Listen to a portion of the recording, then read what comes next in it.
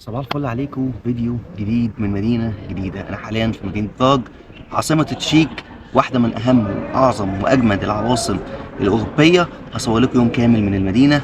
يلا بينا. وصلت براغ امبارح بالليل، كنت اتحركت من برلين، خدت فليكس باص. وفليكس باص دي هي شركة مواصلات أوروبية، ليها أتوبيسات وقطارات في تقريبا أوروبا كلها. تقدر إن أنت تروح من أي مدينة في أوروبا لمدينة تانية دايركت بمنتهى السهولة، وهي يعني أسرع شوية من إن أنت تاخد كذا مواصلة عشان توصل المدينة اللي أنت عايز تروحها. قعدت فين؟ قعدت في أوتيل اسمه اي اند او، واحد من أشهر الأوتيلات اللي موجودة هنا في براغ. وعلى فكرة كمان هم ليهم فروع في مدن تانية أوروبية، لأن هي يعني أوتيل جروب، يعني أوتيلات كبير. هو ده الأوتيل. ميزته ان سعره مش غالي. هي اصلا براغ عموما يعني كمدينه واضح ان هي مدينه مش غاليه مقارنه مثلا بالمانيا او هولندا. الحاجه التانية ان هو جنب كذا مواصله، فتقدر ان انت تروح لاي منطقه من مناطق السياح بمنتهى السهوله. فانا حاليا هلف شويه في المدينه واحاول افرجكم باذن الله على براغ، وشكل المدينه والمباني والاماكن اللي انت لو جيت براغ لازم تزورها. احجام الاكل هنا يا جماعه خطيره الصراحه. يعني بصوا، ده ساندوتش فلافل تقريبا ب 3 يورو حاجه كده. بس انا ما كنتش عارف ان هو الحجم. أنا كنت عايز اطلب بطاطس كمان، كويس ما طلبتش حاجه تانية والله. عموما يعني في اوروبا اي حد مسافر عشان ما يحررش نفسه قصه الحلال والحرام، يحاول قدر المستطاع مثلا يشوف محل تركي او سوري. هنا المحلات الاتراك يعني تقريبا اكتر من المحلات الالمانيه بقى او التشيكيه او كده، كتير قوي. وكباب وبرجر ولحمه وفراخ وفلافل وبطاطس، كل حاجه. فانا بريح دماغي عشان بدل ما اقعد اسال واخش احسن محل تركي واكل فيه. وهم عندهم يعني اغلب الحاجات تقريبا موجوده يعني.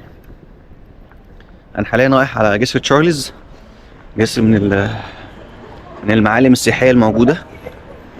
فهشوف كده شكله برضه عامل ازاي، واعيش بقى الاجواء التشيكيه بقى بشكل قوي قوي.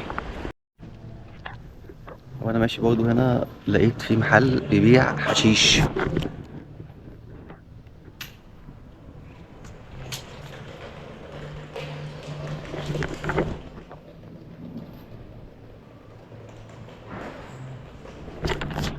مسميين هنا الانواع بقى باسامي وايت ويدو، الارمله البيضاء، واسامي كده بيدلعوا الدنيا. انا ما كنتش عارف ان التشيك الحشيش فيها ليجل. انا عارف ان هو في هولندا، بس واضح كمان ان التشيك نفس الكلام.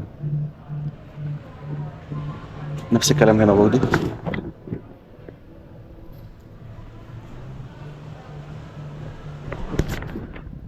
اتاري الشعب هنا مبسوط يعني اكتر من الالمان شويه. يلا بينا نكمل. وصلت عند جسر تشارلز، بس زي ما انتم شايفين كده المطره هنا مبهدله الدنيا فجاه بدون اي مقدمات كالعاده. يعني من ساعه ما وصلت تقريبا ده اللي بيحصل.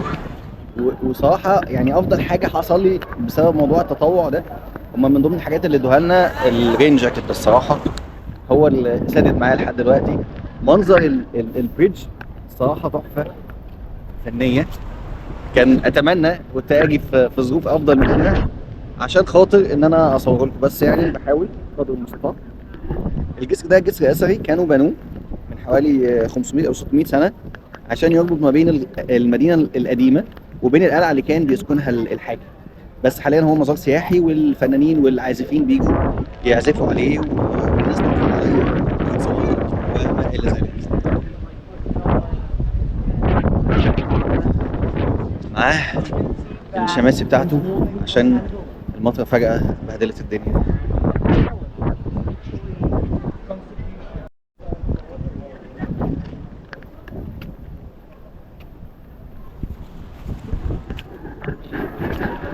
التماثيل موجودة في كل جنب من الجنبين. أنا والله عشان أصور الفيديو ده يعني معاناة بالنسبة لي، بس الصراحة يعني منظر تحفة. وبحاول إن أنا أستغل الوقت اللي فاضل، إن أنا مفيش حاجة توقفني يعني.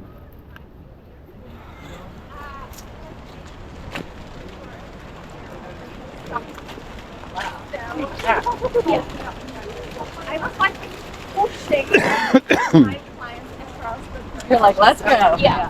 صراحة المنظر تحفة يا جماعة والله بجد يعني. جسر جميل قوي و... والصور منه هتبقى تحفة يعني. اللي يجي هنا ويتصور هياخد شوية صور جامدة قوي.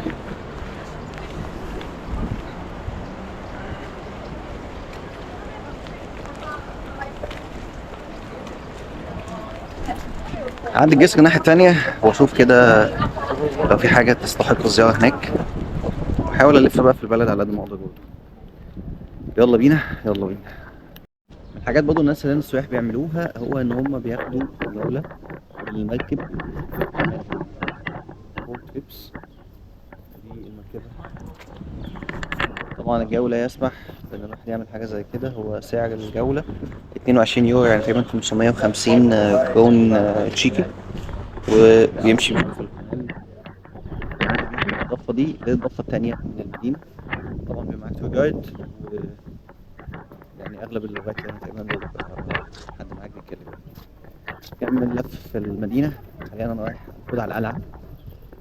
قلعة قديمة برضه هنا في المدينة، وكانت مقر الحكم من 600 سنة اللي كان بيحكم مدينة براغ الجميلة الرائعة.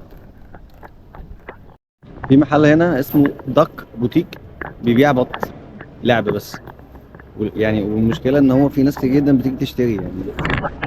هو ده كل اللي جوه بط بس.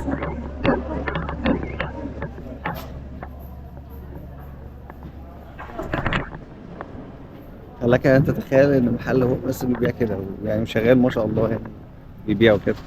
فبجد السياحة جنون. يلا بينا نكمل لفة. جبت واحدة وافل. المفروض ان دي بيست سيلر، دي احسن حاجة عندهم هنا في المحل، وهجربها كده واشوف ايه الدنيا.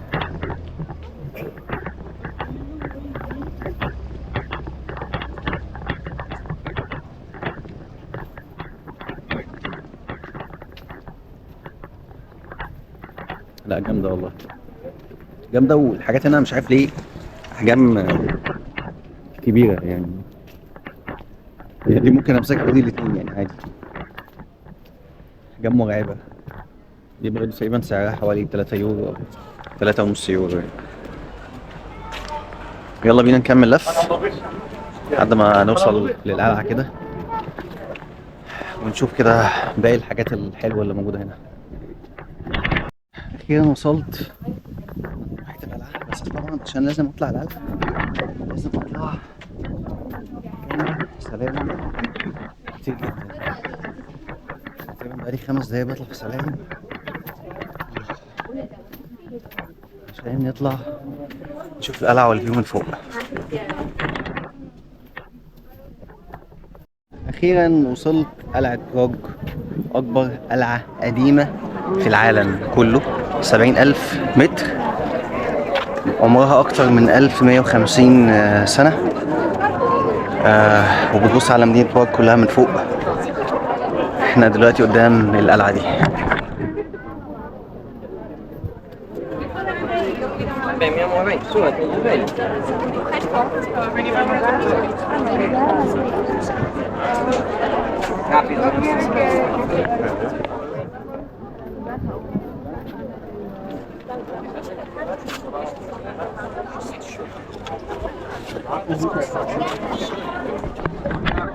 كل الناس دي طلعت السلالم عشان تيجي تشوف القلعة هنا.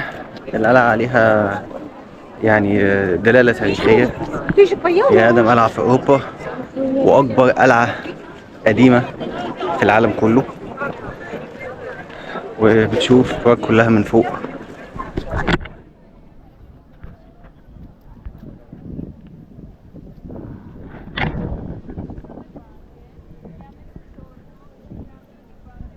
هكمل لف في المدينة بعد ما اخد جولة هنا في القلعة كده وشوية صور، وان شاء الله اروح مكان تاني جديد.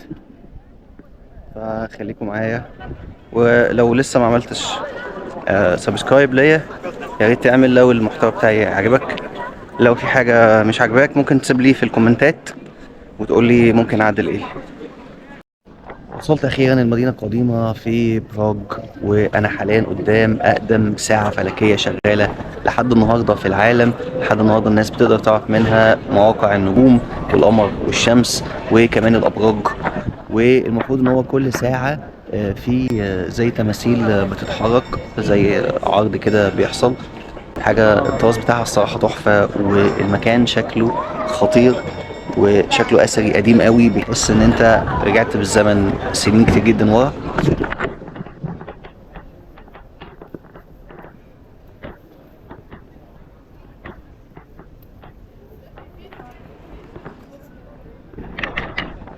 وعلى بعد امتار من الساعه بتلاقي هنا كنيسه السيده العذراء، وهي واحده برضه من الكنائس القديمه عمرها برضه مئات السنين. وكان الرهبان بيستخدموها كمكان يقدروا يقاوموا منها ال الافكار المتطرفه اللي كانت موجوده في المدينه زمان. هي هناك دي. الصراحه المكان كله اثري جميل رايق، الناس قاعده مبسوطه وبتتصور.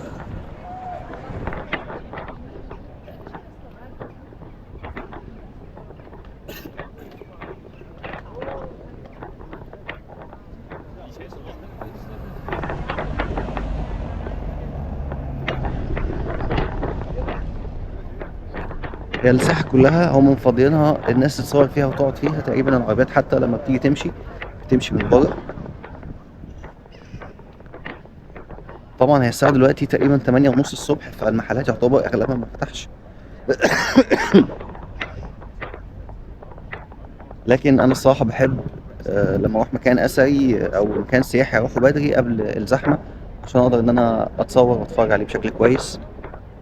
فاحاول اتصور هنا في المدينه شويه والف فيها، واكمل لكم ان شاء الله بقيه لف في براغ قبل ما امشي بقى بالليل ارجع مصر ان شاء الله.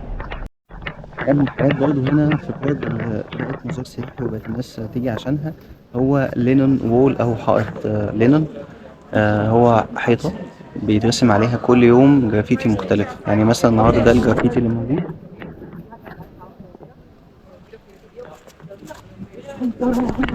على بالليل والصبح لو جيت هلاقي المفروض ان كل جرافيتي ده اتشال وهتحط جرافيتي تاني جديد. فهي فكرة صايعة ومجنونة، بس هي فكرة ان انت كل يوم ممكن تيجي تتصور مع نفس المكان، بس الجرافيتي اللي مرسوم مختلف.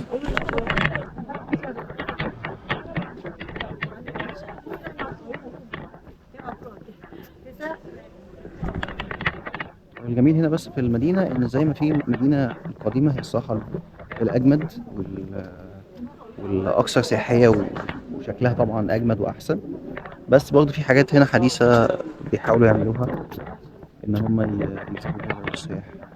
حاجات بسيطة بس ساعات بتجيب مع الناس يعني. واحدة برضه من الأماكن اللي أهل براغ في التشيك بييجوا يقضوا الويك اند هنا فيها هي جزيرة كامبر، وهي جزيرة موجودة على نهر التافا. فبيجوا هنا يقضوا الويك اند بتاعهم الوقت اللطيف، ياكلوا ويشربوا ويقعدوا يتفرجوا هنا على النهر. ونهر فلتافا هو أطول نهر موجود في التشيك، ويعتبر يعني من أهم الأماكن اللي الناس بتيجي تقعد هنا عندها. للأسف الشديد أنا كده خلصت جولتي في براغ في تشيك، لكن لسه ما خلصتش جولتي حول العالم. فلو أنت أول مرة تشوف فيديو ليا فيا ريت تسيب لي رأيك في الكومنتات، ولو أنت مش عامل لي سبسكرايب على اليوتيوب أو فولو على انستجرام يعني يا ريت تعمل، لأن ده أكيد حاجة بتديني موتيفيشن كويسة. وأشوفكم فيديو جديد إن شاء الله في مدينة جديدة أو بلد جديد. سلام.